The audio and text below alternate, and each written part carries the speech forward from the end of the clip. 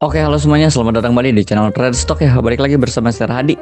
Kembali kita akan melanjutkan parade analisa IPO kita di bulan Januari ini. Seperti kita tahu ya, awal Januari ini cukup banyak sekali saham yang akan listing di bursa kita, hampir 8 saham nih.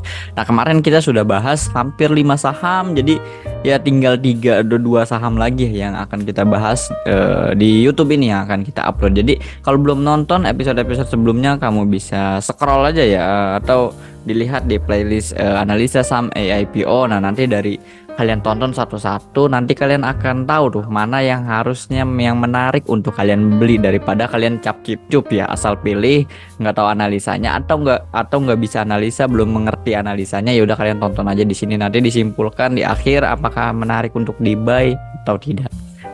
Oke, kali ini kita akan bahas PT Gripta Putra Persada Tbk ya, atau dengan kode emitennya GRPH. Nah, oke, sebelumnya terima kasih banyak buat semuanya yang udah support channel ini ya dengan cara like, comment, dan juga di subscribe. Jangan lupa kalian bisa follow Instagram kita ya di tradestock.id. Lalu juga kamu bisa join ke channel Telegram kita buat dapetin rekomendasi saham menarik dan watchlist saham serta informasi seputar emiten terupdate lainnya, semua ada di update di Telegram channel kita. Jadi langsung aja join, di linknya ada di deskripsi. Nah, saya mau mengingatkan sekali lagi di awal tahun baru ini, kalian yang tradingnya masih sendiri atau trading masih loss, belum punya mentor, belum punya teman untuk trading masih sendiri. Jadi ya silahkan gabunglah bersama kita, komunitas kita. Komunitas sehat bareng kita. Kita juga nanti kalian dapat rekomendasi saham, masuk ke grup VIP nasabah, masuk dapat Zoom edukasi, market update, pokoknya banyak sekali lengkap, dan semua ini bisa kalian dapatkan secara gratis. Caranya cukup buka akun KB Palburi lewat cabang Trade Stock dengan minimal deposit 5 juta saja, kalian sudah bisa dapetin benefit yang super banyak ini. Daripada kalian pakai akun sekuritas tapi kalian nggak dapet benefit ini, udah tinggalin aja, beralih ke kita. Nah, daftarnya langsung aja hubungi WA admin kita ya di nomor 0851 5855 0463 atau scan aja nih barcode yang ada di sini. Nanti otomatis akan menuju ke WhatsApp admin kita dan nanti akan dibantu untuk proses opening akunnya secara lengkap. Biasa 1-2 hari kerja udah langsung jadi. Cukup cepat ya Palburi ini. Oke, langsung aja ya, kita sebelumnya disclaimer dulu seperti biasa. Analisa yang diberikan pada penulisan ini itu murni pandangan pribadi penulis ya. Jadi berdasarkan pemahaman dan pengalaman. Nah, semua sumber yang ada di sini itu berasal dari prospektus perusahaan yang penulis baca. Nah, investor harus berhati-hati terhadap semua analisa dan rekomendasi yang diberikan, dan setiap investor diwajibkan untuk melakukan analisa kembali sesuai dengan metode yang digunakan. Semua rekomendasi ini sifatnya informasi ya, jadi bukan perintah beli atau jual. Resiko dan keuntungan sepenuhnya menjadi tanggung jawab pribadi.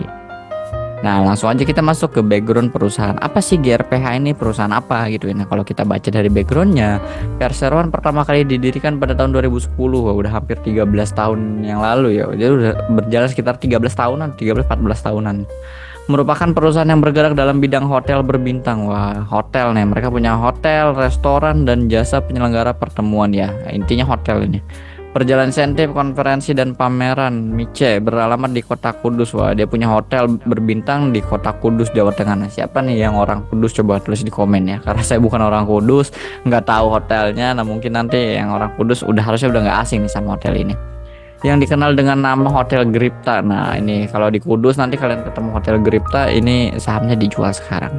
Perseroan berdiri sejak tahun 2010, namun Perseroan baru memulai aktivitas operasionalnya di tahun 2015. Oh, yang saat ini memiliki 138 kamar serta fasilitas hotel seperti 7 ruang pertemuan, 1 ballroom, tempat ibadah, kolam renang. Oh, berarti intinya dia punya hotel nih. Hotel dengan saat ini 138 kamar. Ya, saham ini masuk ke sektor konsumer siklikal dengan subsektornya hotel, resort, dan cruise lines. Lumayan ya, cukup bagus ya. Saya lupa tuh ada di hotel tuh kalau nggak salah Sid, kalau nggak salah ya, atau apa ya, nanti deh, pokoknya saya agak lupa. Ada di listing di bursa kita yang sudah listing tuh perhotelan. Kita lihat dulu ya dari bagian penawaran umum saham yang ditawarkan. Sebanyaknya 200.000 lembar saham, 200 juta lembar saham, sorry maksudnya. Nah, dengan persentasenya 20%. dengan nilai nominal lah, nilai nominal 25. Oh, harga penawaran 100 sampai 105. Jadi modal mereka 25, mereka jual ke market atau pas IPO 100 sampai 105 ya. Lumayan. Total hasil penawaran umum mereka akan dapat sebanyak-banyaknya kurang lebih di 21 miliar. Nah, persenan dapat 21 miliar. Saham yang ditawarkan dalam rangka penawaran umum perdana saham adalah saham baru yang dikeluarkan dari Portable Perseroan yang akan memberikan kepada pemegang hak yang sama derajat. Bagus nih, dikeluarkan dari Portable Perseroan saham baru ya intinya gitu. Jadi kalau IPO dia akan terbitin saham baru, bagus. Kalau IPO jual atau ownernya atau pengendalinya jualan tuh kurang bagus. Nah ini totalnya ya para pemegang sahamnya kita lihat dari yang sebelum penawaran umum di sini dan setelahnya. Kalau kita lihat siapa saja pengendalinya di sini ya, PT Mulia Jaya Palma. Dia punya sekitar 796 juta lembar. Ya, sebelumnya hampir 99,5 ya, besar sekali nih kepemilikan PT Mulia Jaya Palma ini. Tapi ya setelah listing terdelusi menjadi 79% ya, 79% yang awalnya 99,5%. Tapi secara nominal tetap sama lembarnya. Lalu Pak Samuel Jeffrey Kristiawan Sugeng. Oh ini satu nama. Oh iya dua. Yang kedua Pak Samuel Jeffrey Kristiawan cuma 0,5, sedikit sekali ya. Cuma punya 4 juta lembar. Semua nih pengendalinya ada di PT Mulia Jaya Palma. Dan yang terakhir masyarakat ya 20% setelah IPO. Nah, berdasarkan surat pernyataan tanggal 28 November bahwa PT MJP, nah MJP itu ini ya, Mulia Jaya Palma nih disingkat MJP, tidak akan mengalihkan sebagian atau seluruh kepemilikan atas efek bersifat ekuitas perseroan tersebut sampai dengan 8 bulan. Nah, di sini ada masa lock up ya. Jadi PT MJP ini dari surat pernyataan mereka di tanggal 28 mereka nggak akan jual sahamnya nih atau periode lock up selama 8 bulan. Berdasarkan surat pernyataan tanggal 4 Desember kemudian ya ada surat pernyataan lagi tanggal 4 Desember di mana Samuel Jeffrey Kristiawan Sugeng, nah ini beliau nih pengendali kedua, menyatakan tidak akan mengalihkan pengendaliannya selama ini Pak Samuel malah setahun nih, lebih lama ya. Dia jadi surat pernyataan beliau tanggal 4 dia nggak akan melepas selama 12 bulan setelah efektifnya pernyataan pendapat. Ya oke lah, masa lock up. Memang lock up tuh biasanya dari OJK itu aturannya 8 bulan, tapi ya kalau mereka mau lebih ya nggak masalah. Biasa ada 8 bulan, ada yang setahun. Sedangkan itu surat pernyataannya mereka. Oke, bagus ya, ada masa lock up-nya, menarik ya. Nah, kemudian kita lihat dari sisi penggunaan dana IPO-nya yang akan didapat tadi, nah sekitar 48,76% akan digunakan untuk peningkatan sarana hotel, bagus. Sekitar 4,13% akan digunakan untuk pembuatan 4 gerai beserta pembelian peralatan dan perabotan gerai restoran. Oh, untuk restorannya dengan nama The Flame Express. Sekitar 3,36% akan digunakan untuk biaya sewa 4 lokasi gerai baru The Flame Express selama jangka. Oh ini buat sewa berarti. Sisanya akan digunakan untuk modal kerja untuk mendukung kegiatan usaha perseroan termasuk, namun tidak terbatas pada pembelian persediaan hotel, pembelian bahan baku, pembayaran gaji dan biaya semua untuk modal kerja lah ya. Bagus, ini nggak ada untuk bayar hutang ya. Dari sisi penggunaan IPO, dari sisi penggunaan dana IPO ini ya menarik sih, cukup bagus. Nah, kemudian ini yang kita lihat ya, laporan laba rugi, apakah perusahaan ini profit atau tidak. Nah, kita lihat terlebih dahulu dari mungkin dari sisi pendapatan usahanya ya. Dari sisi pendapatan usaha per tahun 2020 dia dapat 10, lumayan juga ya, 10 miliar di 2020. Padahal kan 2020 kita tahu sendiri ya, Covid, pandemi gitu ya. Hotel itu orang jarang sekali nginep-nginep di hotel, bahkan mungkin ada yang tutup nggak ya? Kayaknya yang buka sih buka, tapi ya social distancing ya pasti ada pembatasan. Nah, bener aja tahun 2021 mulai pemulihan ya, mulai naik ya, labanya mulai naik dari 10 miliar, pendapatannya mulai naik dari awalnya 10 miliar naik ke 14 miliar. Terus tahun 2022 ini di periode Desember ya, 2022 naik lagi cukup signifikan lagi, hampir 22 miliar ya. Memang karena 2020 pandemi, tapi ya pendapatan 10 miliar. Kemudian di periode Julinya ya tahun 2022 11 miliar, nah 2023 Juli 14 miliar ya, bagus lah, meningkat dari sisi pendapatan. Nah, laba ruginya apakah net profit atau malah merugi? Kita lihat di sini dari laba rugi komprehensif periode tahun berjalan ya di sini ya. Ternyata minus ya. Mantap, minus. Dari sisi tahun 2020 di sini dia rugi ya, rugi bersih, malah rugi bersih sekitar 864 juta ya. Wajar sih karena memang pandemi ini. Pendapatannya juga tuh paling sedikit ya 10 miliar. rugi bersih sekitar 864 juta. Kemudian 2021 ini rugi bersihnya meningkat nih. Oh enggak, maksudnya menurun ya, 442 juta ya. Jadi ya bagus lah. Nah, ada bisa dibilang peningkatan ya, peningkatan. Karena apa? Karena rugi bersihnya menurun, yang tadinya 800 sisa 442 juta ya, hampir 50%-an. Periode 2021-nya naik. Nah, kalau dilihat ya naik ini. Kemudian baru 2022 periode Desembernya baru mereka berhasil net profit sekitar 1,4 miliar di tahun 2022. Bagus ya. Jadi memang growth ya, dari awalnya rugi 800 juta, terus ruginya mereka berhasil memangkas kerugian hampir 50% sampai 400 juta, kemudian dia berhasil profit di tahun 2022 1,4 miliar.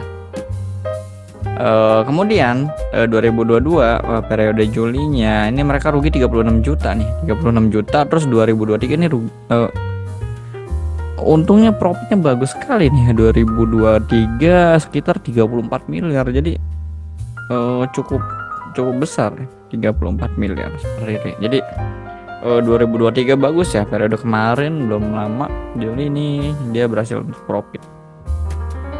Ya overall bagus sih, karena kan memang dari kalau kita lihat dari 2020 memang terkena pandemi. Nah sektor ini hotel memang terdampak sekali ya. Jadi ya dia berhasil sustain ya, atau berhasil memperbaiki kinerjanya di tahun-tahun berikutnya. Kemudian kita lihat dari sisi valuasi, sebenarnya IPO-nya di harga 100, di sini 100 dan 105. Nah saham beredarnya itu ada sekitar 1 juta ya, 1 miliar ya, 1 miliar lembar saham dengan PS-nya 3,9, 4,1, ROE 4,6 per 32, 3 PBP 1,5, market cap-nya 100, yang nggak terlalu besar ya. 100 miliar ya, market cap di range 100 miliar cukup volatile.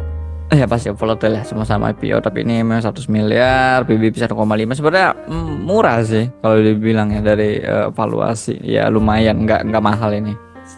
Ada yang 4,6, 1,5 ya, sedang lah, nggak murah-murah banget dan nggak mahal juga ya, karena PBB masih ya gede 1. Kalau 1 sih PBB nya 1 atau di bawah 1 ini harusnya baru murah banget.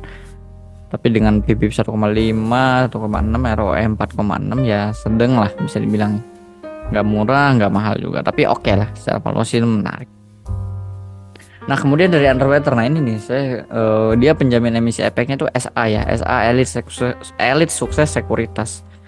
SA ini selama tahun 2023 hanya meng-IPO kan satu saham, yaitu Lopi. Nah, dan hasilnya ARB 3 kali, selebihnya nggak ada lagi. Nah ini agak cukup kurang bagus ya kalau dari sisi penjamin emisi efeknya. Dari sisi underwater ya, biasanya trader itu nyarinya kan underwater yang bagus nih, underwater yang bisa ngarahin 2-3 kali arah ada gitu ya. Kalau sisi trader, karena trader kan naik buka arah cabut. Nah kalau misalkan untuk investasi beda lagi, mungkin ini nggak diperhatikan, dia lebih memperhatikan dari sisi valuasi, dari sisi laporan keuangan, dari sisi bisnisnya. Tapi kalau dari sisi trader kayaknya saya sendiri agak kurang nyaman dengan GRPH ini ya. Dari sisi underwater memang agak track recordnya kurang bagus. Tapi apakah SA bisa memperbaiki nih di 2024 dengan IPO keduanya GRPH bisa arah mungkin ya 1-2 kali. Tapi dari story langsung arah jelek sih ya, karena Lopi 3 kali, bahkan ARB nya tuh sempat 4 kali, tapi yang keempat tuh baru diangkat. Ya lumayan gak bagus. Nah kalau kita lihat jadwal IPO nya, masa penawaran umum 20-28 Desember ya, ini udah lewat ya untuk masa penawaran umum. Nah kalian kalau mau beli bisa di penawaran umum ya, periode di sini book buildingnya ya. Saya penawaran awal, penawaran umum periode book building 12-16 Januari 2023, tanggal penjatahan 16, distribusi saham 17, dan tanggal listing di BI tanggal 18 Januari. Jadi ya untuk kalau mau buy diperhatikan tanggal-tanggal ini 12-16 jadwal IPO-nya. Oke, itu aja untuk kita bahas dari saham GRPA. Jangan lupa di like kalau kalian suka, di komen kalau ada pertanyaan atau mau request next kita bahas saham IPO apa lagi, dan jangan lupa untuk support channel ini di subscribe. Kesimpulannya, apakah saham ini di buy atau enggak? Kalau saya pribadi untuk trading kayaknya agak ngeri ya, ngelihat dari sisi underwaternya kurang, track recordnya kurang bagus. Jadi ya mungkin kalau mau masuk diperhatikan porsinya saja seperti itu. Oke, terima kasih, sampai jumpa di video selanjutnya.